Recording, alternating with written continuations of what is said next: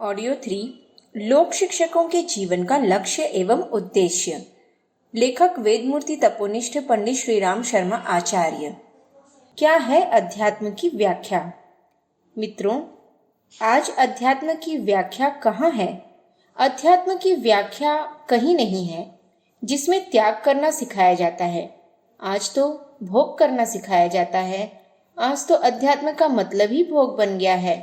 आपको जिंदा रहना है तो यहाँ भोग कीजिए। आपको लक्ष्मी मिलेगी और मनोकामना पूर्ण होगी। आपके संतान होगी और आपका पैसा बढ़ेगा। आपको संसार में जाना है, अध्यात्म आपका यह काम करेगा। मरेंगे तो आपके लिए सोने का विमान बना हुआ रखा है, स्वर्ग बना हुआ रखा है, चांदी का सिंहासन बना हुआ रखा है, कल्प वृक्ष बना हुआ रखा है। आज का अध्यात्म हमको क्या क्या सिखाता है? इस तरह का जो गंदा अध्यात्म है, इसको मैं कोरा अध्यात्म कहता हूँ। यह हमको लोभ सिखाता है, भोग सिखाता है और कुछ नहीं सिखाता। यह बड़ा वाहियात अध्यात्म है जो हर जगह फैला हुआ है। मित्रों, हमने आपको वाहियात अध्यात्म से छुटकारा दिलाकर त्याग करने और कष्ट सहने के लिए, मुसीबत उठाने के लिए और दुनिया का नुकसान न उठाने के लिए तैयार कर लिया है। यह कशिश और चुंबकत्व कहाँ से आया? यही कशिश और चुंबकत्व आपको यहाँ से लेकर के जाना है। गुरुजी हवन कराने की विधि को जानते हैं और गुरुजी को व्याख्यान करना आता है। गुरुजी स्लाइड प्रोजेक्टर दिखाना जानते हैं। हम यह सीख करके जाएंगे। मित्रों, आप गुरुजी के बालों की नकल बनाकर जाएंगे। गुरुजी के बाल खड़े रहते हैं तो हम भी बाल खड़ा करेंगे। गुरुजी कुर्ता इस तरह का पहनते हैं तो हम भी वैसा ही कुर्ता पहन करके जाएंगे। तो बेटे, तू क्या गुरुजी बन जाएगा? नहीं, ऐसे गुरुजी नहीं बनेगा। इसके लिए क्या करना पड़ेगा? मित्रों, करना यह पड़ेगा कि आपको स्वयं में एक आकर्षण, एक ऐसा चुंबकत्व या मैग्नेट तैयार करना पड़ेगा ताकि जहाँ कहीं भी आप शिक्षण करने के लिए जाएं, वहाँ आपके कहे बिना ही हवा बनती चली जाए। जिस तरह से हम आपको और हजारों लाखों लोगों को खींचते हुए चले आए। अभी तो हमारी जवानी शुरू ही है। आपने सुना होगा कि जो आदमी 60 वर्ष का होता है वह पाठा होता है। साठा तो पाठा। पाठा कौन होता है? 60 साल का। गधा पचीसी कब तक रहती है? 25 वर्ष तक रहती है। 25 वर्ष तक गधा बिल्कुल गधा होता है, जानता ही नहीं कि क्या करना चाहिए और क्या नहीं करना चाहिए। लड़के और लड़कियां ऐसे कदम उठाते हैं कि उनको यह ज्ञान ही नहीं होता कि क्या करना है और क्या नहीं करना है। इसलिए लोग उसे गलत ठहराते हैं और कहते हैं गधा है। जब समझ आए तभी से शुरू होती है जिंदगी। मित्रों, जिंदगी 40 वर्ष से शुरू होती है। 40 वर्ष से आदमी को समझ आती है। अक्ल की 40 वर्ष में आदमी को समझ आती है। अक्ल की दाढ़ 25 वर्ष के बाद निकलती है और समझदारी की दाढ़ जो निकलती है वह 40 वर्ष के बाद निकलती है। 40 वर्ष से आदमी जिंदगी जीना शुरू करता है। पिछले दिनों मेरे पास अमेरिका से एक किताब आई थी। उसका नाम ही है जिंदगी 40 वर्ष से शुरू होती है। 60 वर्ष तक मनुष्य अनुभव इकट्ठा करता है, ज्ञान इकट्ठा करके, अक्लमंदी इकट्ठी करके और ठोकर खाकर के मनुष्य इस लायक होता है कि कुछ काम करने लायक बन जाता है। अभी तो हम 60 वर्ष के हुए हैं, अभी तो हम जवान हुए हैं, अभी तो हम पाठा हुए हैं। कितने वर्ष हुए? 4 साल हो गए। देखना जरा, अब हम काम करेंगे। अब लोगों की कशिश इकट्ठी करेंगे। आप देखना तो सही। आप हमको 5-6 साल जिंदा रहने दीजिए। अब जरा लहर आई है, जवानी आई है। अब हम कुछ काम करके दिखाएंगे और लाखों आदमियों को हिलाएंगे। मित्रों, आप गहराई में घुसिए। आप गहराई में नहीं घुसेंगे तो वह कशिश और वह सत्य, वह चुंबकत्व और वह मैग्नेट और वह प्रभाव आपके भीतर पैदा नहीं हो सकेगा जो आपको शांति प्रदान करे और आपका समाधान कर सके। आपके भीतर वह ब्रह्म तेजस और ब्रह्म वर्चस्व पैदा नहीं हो सकेगा जो हजारों मनुष्यों और सारी दुनिया को जगा सकने और हिला डालने और चकमका देने की कोई भूमिका अदा कर सके। आपको उसे अपने भीतर पैदा करना ही पड़ेगा। हमारा जो असली शिक्षण है वह आपको सीखकर जाना ही पड़ेगा। क्या है हमारा असली शिक्षण? मित्रों, हमारा असली शिक्षण क्या है? हमारा असली शिक्षण वहाँ से शुरू होता है जब हमारे 24 अनुष्ठान पूरे हुए थे।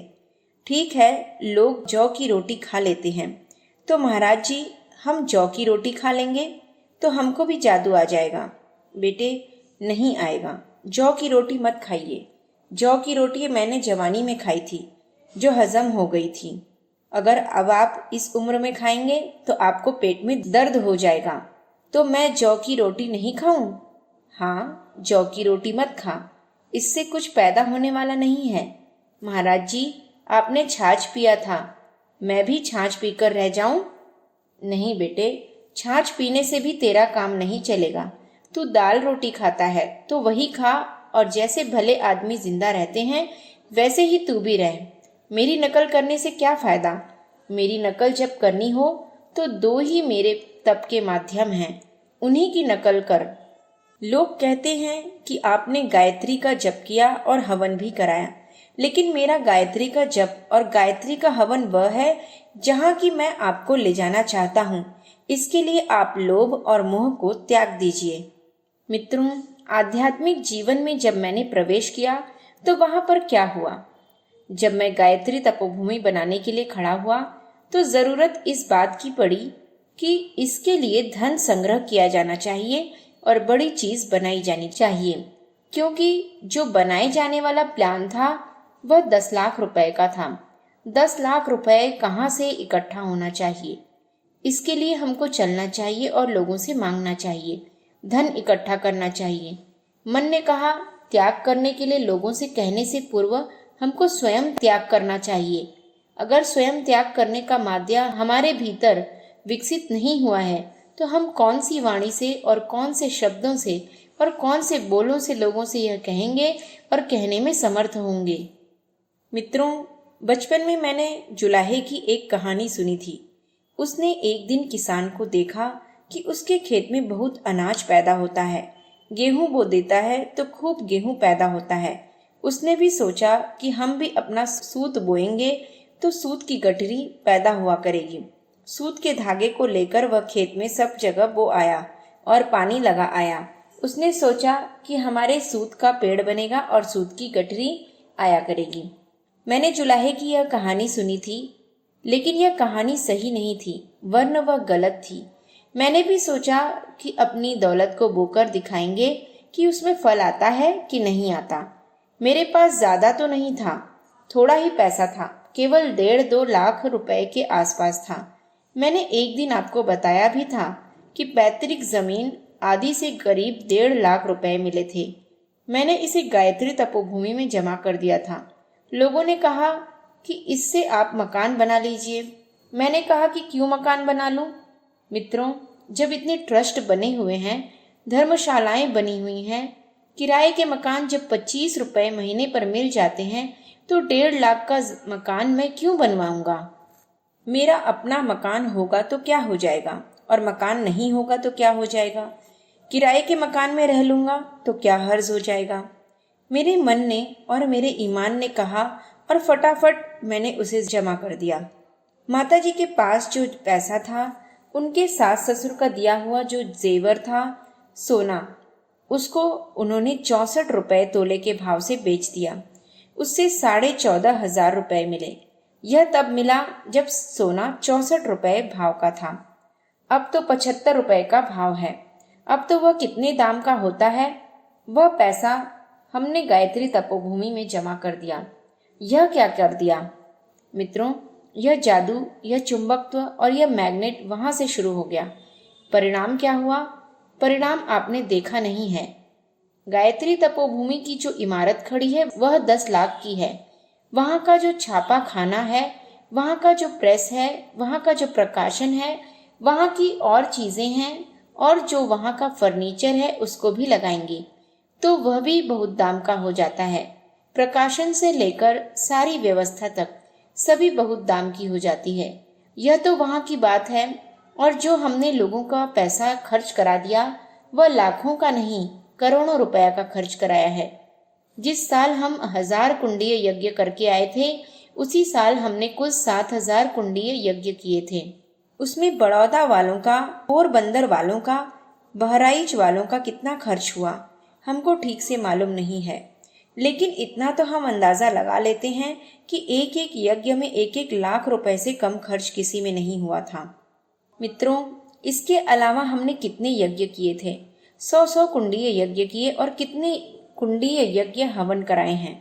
सबका जिंदगी भर का हिसाब लगा लीजिए तो करोड़ों रुपयों से ज्यादा का जा पहुंचेगा। हमारे कहने से, हमारी प्रेरणा से और हमारे प्रभाव से करोड़ों रुपया जमा हो गया। यह कहाँ से आ गया? बीज से आ गया। कौन सा वाला बीज? वही जो हमने गायत्री तपोभूमि की स्थापना करते समय बोया था। आप यहाँ से हिम्मत इकट्ठी करना। एकादशी के दिन आप उपवास कर लेते हैं और नमक नहीं खाते, तो यह तो बड़ी अच्छी बात है। आप बहुत अच्छा काम करते हैं, लेकिन आपने अपनी हिम्मत इतने तक ही सीमित रखी तो बात बनने वाली नहीं है। आप पैसे को फेंक दें या आपके पास फालतू पैसा है, यह मैं नहीं कहता। आप पैसे को फेंक दें या आपके पास फालतू पैसा है, यह मैं नहीं कहता। हम और आप गरीब आदमी हैं, लेकिन गरीब आदमी होते हुए भी हम और आप में से हर एक की ललक और लिप्सा यही लगी रहती है कि हमको पैसा इकट्ठा करना है और अपने घर वालों को देना है। पैसा इकट्ठा करना और अपने घर वालों को देना, यह ललक, लिप्सा आदि आप अपने दिमाग से निकाल दें तो आपकी न्यायोचित आवश्यकताओं की बात रह जाएगी। आत्मबल साहस का नाम है। मित्रों, जब आप न्यायोचित आवश्यकताओं की परख करना शुरू कर देंगे तो संभवतः आप में से ईश्वर चंद्र विद्यासागर के तरीके से बहुत से आदमी होंगे जो यह विचार करेंगे कि हमको 500 रुपये वेतन मिलता है, उसमें से हम 150 रुपये में अपने बच्चों का गुजारा कर सकते हैं और 450 रुपये हम विद्यार्थियों और शिक्षार्थियों के लिए खर्च कर सकते हैं। अगर आपके भीतर यह जरूरत और हिम्मत हो तो मैं इसको आत्मबल कहूँगा। गुरुजी, आत्मबल तो वह होता है जो फूंक मार देते हैं और जादू मंत्र से बुखार अच्छा कर देते हैं। हाँ बेटे, वह भी होता है, लेकिन फूंक मारकर या 1.25 लाख जप करने से हो जाता हो सो बात नहीं है। यदि यह 1.25 लाख जप करने से हो गया होता तो बाबा जी और भिखारियों के पास, सबके पास हो गया होता। वह आत्मबल कहाँ से आता है? आत्मबल जुर्रत का नाम है। आत्मबल साहस का नाम है। आत्मबल मैग्नेट का नाम है, जिसमें कि आदमी अपने लोभ को और पैसे की ललक को पैरों तले कुचलकर फेंक देता है। वह बल शेर के बल के बराबर है, हाथी के बल के बराबर है। ओढ़ी हुई गरीबी का जीवन जीते हैं संत। मित्रों, आप जब वानप्रस्थ जीवन में प्रवेश करने के लिए चले हैं तो आपको पहला काम यह करना है कि आप पता लगाना कि आपकी न्यायोचित न्यूनतम आवश्यकताएं क्या हैं। आप यह जान लें कि संत गरीबी का जीवन जीता है। संत का पहला काम गरीबी को मंजूर करना होता है, कंगाली को नहीं। कंगाल तो वे होते हैं जिनको हम मालदार आदमी कहते हैं। असली कंगाल तो वही है। संत को गरीबी से जीवन यापन करना पड़ता है। वह किफायतशाली की जिंदगी जीता है और वहां तक सीमाबद्ध हो जाता है कि हमको अपने पेट का गुजारा करने के लिए, अपना तन ढकने के लिए और अपने बच्चों की जिम्मेदारियों को पूरा करने के लिए आवश्यक धनोपार्जन करना है। संत की जिम्मेदारियों और गृहस्थ की जिम्मेदारियों में फर्क है। दोनों की जिम्मेदारियों में जमीन आसमान का फर्क है। एक अपने घर वालों को मालदार बनाने में, उन्हें खुशहाल बनाने में और उनकी मनमर्जी के मुताबिक परिस्थितियां पैदा करने में लगा रहता है, तो दूसरा अपने कर्तव्यों को पूरा करने में लगा रहता है। मित्रों, हम किसी को पसंद नहीं करते, हम केवल अपने कर्तव्यों को पसंद करते हैं। कर्तव्य को पूरा करने के लिए और फर्ज को पूरा करने के लिए, अपने शरीर का निर्वाह करने के लिए और जैसा गरीब हमारा देश है, उस गरीब देश में निर्वाह करने के लिए जितने पैसों की आपको जरूरत है उतना पैसा आप खर्च करते हैं। खर्च करने के बाद में लोभ पर अंकुश 2 ही तरीके से आप कर सकते हैं। इसके लिए या तो आप कामना बंद कर दीजिए, कामना बंद करके आप बचे हुए समय को समाज में लगाना शुरू कर दीजिए। यह तरीका नंबर 1 है। तरीका नंबर 2 यह है कि अगर आप यह समझते हैं कि समाज की सेवा करने के लायक हम इतने सक्षम नहीं हैं और हमारे पास आमदनी सिर्फ 100 रुपए महीने की है। इसमें से 50 रुपयों में हम अपनी गृहस्थी का काम चला सकते हैं और 50 रुपए सीधे हाथ से समाज के लिए खर्च कर सकते हैं। मित्रों, ऐसा मत कीजिए कि साहब सबने एक एक आना दिया है, हम भी एक आना देंगे। यह गलत बात है। भगवान के यहाँ आदमी का लेखा जोखा इस बात का नहीं है कि आपने 25 रुपए दिए और उसने भी 25 रुपए दिए। उस आदमी का तो 25 रुपया डेली कुत्ता खा जाता है। 25 रुपए की चीजें कुत्ता रोज खाता है। कुत्ते को साबुन लगाने, नहलाने और मखमल का झूला लगाने के लिए नौकर रखा है। अगर उसने एक दिन का कुत्ते का खर्च 25 रुपया दे दिया तो क्या कर दिया। और जिसको 5 रुपए महीने भर में बचाना भी मुश्किल पड़ता है, उसमें से वह 1 रुपया दे देता है तो वह 1 रुपया लाख रुपए के बराबर है, जिसका कुत्ते के ऊपर 25 रुपया रोज खर्च हो जाता है। और अगर वह 25 रुपया दे जाता है तो उसका योगदान सुई की नोक के बराबर है। यहाँ परसेंटेज का सवाल नहीं है, मितव्ययिता का सवाल नहीं है, तादाद का सवाल नहीं है। सवाल यह है कि आपने विषम परिस्थितियों में भी अपना पेट काटकर जो बचा करके रखा था, उसमें से कितना हिस्सा समाज के लिए खर्च कर दिया। मित्रों, आपकी कशिश, आपकी शक्ति, आपका बल और आपका आत्मबल आपको बिना कहे भी बढ़ सकता है और बिना किसी के मांगे भी बढ़ सकता है। मैं बहुत दिनों से कहता रहा हूँ और अभी भी कहता हूँ कि देखिए, लोग कहते रहते हैं कि गुरुजी आप चंदा नहीं करते और तस्वीर भी नहीं छापते। बेटों, मैं चंदा नहीं करूँगा और तस्वीर भी नहीं छापूंगा, क्योंकि मैं देखता रहता हूँ कि वह कशिश, वह मैग्नेट मेरा जो शुरू हुआ था, जब मैंने लोभ का त्याग करके प्रारंभ किया था, आखिर उसमें कोई चुंबकत्व है कि नहीं है, मैग्नेट है कि नहीं है। वहां भी मैंने ऐसे हिम्मत वाले काम कर डाले थे। वहां भी 1000 कुंडीय यज्ञ हुआ था। लोगों ने मुझसे पूछा था कि इसमें कितना रुपया खर्च होगा। इसमें तो 21-22 लाख रुपए खर्च होगा। लोगों ने कहा कि गुरुजी 1000 कुंडीय यज्ञ तो बड़ा जबरदस्त होगा, आपने पैसे का इंतजाम किया क्या? बेटे, देखता हूँ, करूँगा, जो भी करना होगा कर लूँगा। मैंने बोया और मैंने काटा। लेकिन मित्रों, अभी मैं देखना चाहता हूँ कि लोभ को त्यागने के बाद आदमी के भीतर जो मैग्नेट पैदा होता है, जो कशिश पैदा होती है, वह मेरे भीतर पैदा हुआ कि नहीं हुआ। वह अभी भी जिंदा है कि नहीं है। अभी आप मुझे अपने आप का इम्तिहान लेने दीजिए। मैंने किसी से नहीं मांगा। उस 1000 कुंडीय यज्ञ में 40 लाख रुपया खर्च हुआ था। वह सारे का सारे पूरा हो गया। मित्रों, अभी भी जो काम करता रहता हूँ, बिना मांगे ही मेरे काम चलते रहते हैं। अभी देखिए, 2.5 वर्ष हुआ है। मैं समझता हूँ कि इस 2.5 वर्ष में 2-2.5 लाख रुपए से कम खर्च नहीं हुआ। मैं देखता हूँ कि वह मैग्नेट और वह कशिश लोगों के भीतर है कि नहीं, प्रभाव डालने की क्षमता है कि नहीं, और लोगों को हिला देने वाली और लोगों का पैसा जेब में से निकाल देने वाली कशिश है कि नहीं। मैं देखूं तो सही। हाँ मित्रों, है। क्यों है? क्योंकि मैंने बोया है। किसको बोया है? अपने लोभ को बोया है, और उसका जो फल मिला वह लोगों से इस बात को मंजूर करने के लिए विवश करने में सफल रहा कि हम भी अपने लोभ का त्याग करने के लिए तैयार हों और लोभ का त्याग करेंगे। आपको भी मैंने इसके लिए तैयार कर लिया।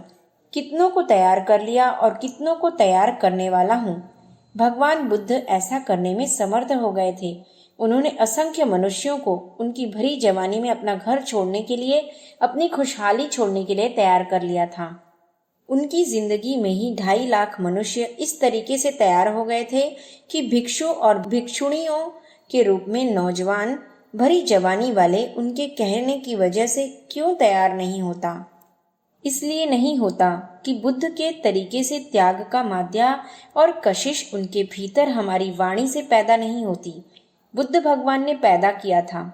वे जहाँ कहीं भी चले गए, जिस जगह भी चले गए, न जाने कितने लोग उनके पीछे पड़ते हुए चले गए। विवेकानंद जहाँ कहीं भी गए थे, सिस्टर निवेदिता से लेकर कितने आदमी काम करते हुए चले गए। गांधी जी के कहने के मुताबिक कितने आदमी जेल चले गए थे। लोक शिक्षक को पहला शिक्षण वैरागी बने। मित्रों, यह कशिश आपको भी पैदा करनी है। आपको व्याख्यान करने की कला नहीं सीखनी है, पंडितों की कला नहीं सीखनी है। इस कला को सीख करके अगर आपका यह ख्याल हो कि हम समाज की बहुत बड़ी सेवा कर सकते हैं या जनता की वह सेवा कर सकते हैं जिसके लिए हम आपको आगे भेजने वाले हैं, यह नामुमकिन है। इसलिए पहली वाली योग्यता, पहला वाला शिक्षण, पहला वाला क्रियाकलाप जो आपको पूरा करना है वह यह है कि पीला वस्त्र पहनने के बाद में आप अपने जीवन की रीति नीति को बदल दें। इसके लिए आप कब और कितना कदम उठा सकते हैं मैं नहीं जानता। आपकी परिस्थितियां क्या हैं मुझे नहीं मालूम, लेकिन मैं यह जानना और समझना चाहूँगा कि आप में इस आध्यात्मिक जीवन के अंदर प्रवेश करने की क्षमता हो तो आपको वैरागी बनना पड़ेगा। मित्रों, वैरागी वे आदमी नहीं होते जो हाथ में चिमटा लेते हैं, कमंडल धारण करते हैं, तिलक लगाते हैं और माला पहनते हैं, वरन वैरागी वे होते हैं जो अपना दृष्टिकोण बिल्कुल साफ कर लेते हैं, शीशे की तरह साफ कर लेते हैं। पैसे को कमाना ही नहीं वरन उसको खर्च कैसे करना चाहिए, हमारे पास जो कुछ है उसको हमको कैसे खर्च करना है। अब आपको कमाने के लिए उतनी ज़्यादा चिंता नहीं करनी चाहिए। अब हमको यह चिंता करनी है कि हमको खर्च कम कैसे करना है। आपके जो भी घरेलू खर्च हैं, क्या उसमें किसी प्रकार की कमी करने की गुंजाइश है? अगर कमी करने की गुंजाइश हो तो आपको फौरन कमी कर देनी चाहिए और आपको जानबूझकर संत का जीवन ग्रहण कर लेना चाहिए। आपके व्यक्तिगत खर्चों में लग्जरी का माध्या जहाँ कहीं भी है, आपको उन खर्चों को तुरंत काट डालना चाहिए और आपको अपने घर में ही रहकर संत जैसा जीवन जीना शुरू कर देना चाहिए। संत गरीब होते हैं, दरिद्र नहीं। मित्रों, संत गरीब होते हैं, कंगाल नहीं होते। कंगाल और गरीब आदमी में जमीन आसमान का फर्क है। कंगाल वो हैं जिसको हम दरिद्र कहते हैं। गरीब उनको कहते हैं जो जानबूझकर स्वेच्छापूर्वक कम खर्च में किफायतशीलता से अपना जीवन यापन शुरू करते हैं। किस तरीके से आप अपना जीवन यापन शुरू करेंगे? आपके पास अनावश्यक धन कहीं से संग्रहित हो गया है तो आप उसको फोड़े के तरीके से फोड़कर निकाल दें। यह आपको बड़ा कष्ट देगा और आपकी हड्डियों को गला देगा। अनावश्यक धन संचय संत को शोभा नहीं देता। जहाँ कहीं भी आपके फोड़ा हो गया हो उसको चीरा लगवा दीजिए और मवाद को निकाल दीजिए, अन्यथा वह आपको सड़ा देगा, आपके परलोक को सड़ा देगा, आपकी बीबी को सड़ा देगा, आपके बच्चों को सड़ा देगा, आपके खानदान वालों को सड़ा देगा, सबको सड़ा देगा। आप यकीन रखना। आपने अनावश्यक दौलत इकट्ठी करके रखी हो तो इसको निकाल देना और फोड़े के तरीके से फोड़कर खत्म कर देना। मित्रों, जनता का शिक्षण करने के लिए आपको जो तप सिखाता हूँ, योगाभ्यास सिखाता हूँ, वह यहाँ से आरंभ करता हूँ। असली तप और असली योगाभ्यास वही है। आप तो बार बार यही पूछते हैं कि महाराज जी, नाक में से रस्सी निकालना सिखा दीजिए, कान में घंटी बजाना सिखा दीजिए और जय शिव ओमकारा सिखा दीजिए और गायत्री का जप करना सिखा दीजिए। बेटे, मुझसे खेल खिलौना क्यों पूछता है? जो असली योगाभ्यास है उसे क्यों नहीं पूछता? असली तपश्चर्या क्यों नहीं सीखता, जिसमें तुझको पसीना आएगा और जिसमें तेरी ईमानदारी का इम्तिहान लिया जाएगा? वहां नहीं घुसना चाहता और यह खेल खिलौना करना चाहता है? नहीं गुरुजी, हम तो ऐसा ही करेंगे। नाक में से पानी पी लिया करेंगे और मुंह में से निकाल दिया करेंगे। बेटे, यह तो अपने आप हो जाता है, इसमें कौन सी बड़ी बात है? नहीं महाराज जी, हमको नाक में से पानी निकालना सिखाइए, भगवान से मिलना सिखाइए। बिल्कुल पागल आदमी है। लोभ मोह से मुक्ति पर मिलते हैं भगवान। मित्रों, नाक में कोई भगवान नहीं रहता है। नहीं साहब, नाक में से प्राणायाम करना बता दीजिए, भगवान मिल जाएगा। बेटे, तू बिल्कुल पागल आदमी है। नाक में तेरा भगवान रहा होता तो चल मैं यह भी बता देता, पर तेरी नाक में तो गंदगी भरी पड़ी है। तुझे कभी जुकाम हो जाए, छींक आ जाए तो देख लेना, भगवान है कहीं? कहीं नहीं है, केवल कफ है। जुकाम हो जाने पर ढेरों कफ निकलता है, वही तुझे मिल जाएगा। नाक में से बहुत प्राणायाम करेंगे तो भी भगवान नहीं मिलेगा। नहीं बेटे, भगवान नहीं मिलेगा। भगवान कब मिलेगा? कहाँ मिलेगा? भगवान वहाँ मिलेगा जबकि हम 2 इम्तहानों में पास होते चले जाएंगे। कौन कौन से? लोभ और मोह के इम्तिहान में। आपकी सारी शक्ति यही तो राक्षस खा जाते हैं, वे कुछ भी बचने नहीं देते। मित्रों, भगवान का भजन करने का मन आपका कहाँ है? मन हो तो ना भगवान के भजन में लगे। आपके पास जब मन ही नहीं है तो भगवान के भजन में कैसे लगेगा? मन तो आपका गुलाम हो गया है, गिरवी रखा हुआ है। लगेगा कैसे? लगेगा किसके पास? आपका भगवान कौन है? कोई आपका रिश्तेदार है भगवान? साला है? भगवान आपका कोई नहीं है। भगवान तो आपके लिए वह साधन है जिससे आप अपना उल्लू सीधा करा लें। आपके लिए वह शिकार खेलने की मछली जैसे है। आप उसको पकड़ लें, उससे वैकुंठ ले लें, स्वर्ग ले लें, उससे मुक्ति ले लें, उससे मनोकामना पूरी करा लें, उससे चाहे जो ले लें। भगवान आपका कौन है? भगवान आपका ख्वाहम ख्वाह है। उसके लिए आपका मन कैसे लग सकता है? आपका मन नहीं लग सकता। इसलिए मित्रों, आपको अपने भीतर कशिश पैदा करनी है और यह कशिश मोह को त्याग करके पैदा करनी है। मित्रों, जब हम चलने लगे तो हमारे पास 80 बीघा जमीन बाकी रह गई थी। हमारे खानदान वालों ने कहा कि अब तो आप हिमालय जा रहे हैं। क्या हमेशा के लिए जा रहे हैं? हाँ, अब नहीं आएंगे। हाँ, तो फिर 80 बीघे जमीन की लिखा पढ़ी कर जाइए, हमको और अपने घर वालों को, खानदान वालों को दे जाइए। मैंने कहा कि यह गलती मैं नहीं कर सकता। अगर मेरे खानदान वाले, मेरे घर वाले, मेरे बेटी बेटे अपाहिज होते, लूले होते, लंगड़े होते, काने होते, जिनसे चला नहीं जाता, तो मैं इनको दे जाता। अगर बच्चे छोटे होते और जिनके पालन करने की जिम्मेदारी और कर्तव्य मेरा होता, तो मैं इनको दे जाता। मेरे दोनों बच्चे बड़े हो गए हैं, एमए पास कर लिया है, काम से लग गए हैं, इनकी शादियां हो गई हैं। अब इनका कोई हक मेरे ऊपर नहीं रहा और कोई ड्यू नहीं रहा। अब इनका कोई अधिकार नहीं रहा। मित्रों, जो चीज़ें मेरे बाप दादों ने और मेरे बुजुर्गों ने और मैंने कमाई, जिस पैसे को लोक मंगल के लिए समाज को देकर मैं कितना लाभ उठा सकता हूँ, वह मैं आपको दे दूंगा? मैं तो नहीं देता। खानदान वालों ने, साले और रिश्तेदारों ने मुझे धमकी दी। लड़के और लड़कियों के ससुराल वालों ने कहा कि यह कानूनी हक है और जमीन आपके बुजुर्गों की है, अतः सबका अधिकार है। मैंने कहा कि कानून तो चालाकों का बनाया हुआ है, चोरों का बनाया हुआ है। बाप की कमाई को बेटे को खाना चाहिए, यह चोरों का कानून है और चालाकों का कानून है। क्यों खाना चाहिए? मैं गवर्नमेंट के इस बात के पक्ष में हूँ और सही समझता हूँ कि उसे मृत्यु टैक्स वसूल करना चाहिए। मैं तो यह कहता हूँ कि ऐसा टैक्स वसूल करना चाहिए कि जिसके नाबालिग छोटे बच्चे रह जाएं, उनकी तो बात अलग है, उनका तो उस हिसाब से पढ़ने लिखने का प्रबंध करना चाहिए। इसके बाद में जो कुछ भी बच जाता है, सब का सब जब्त कर लेना चाहिए।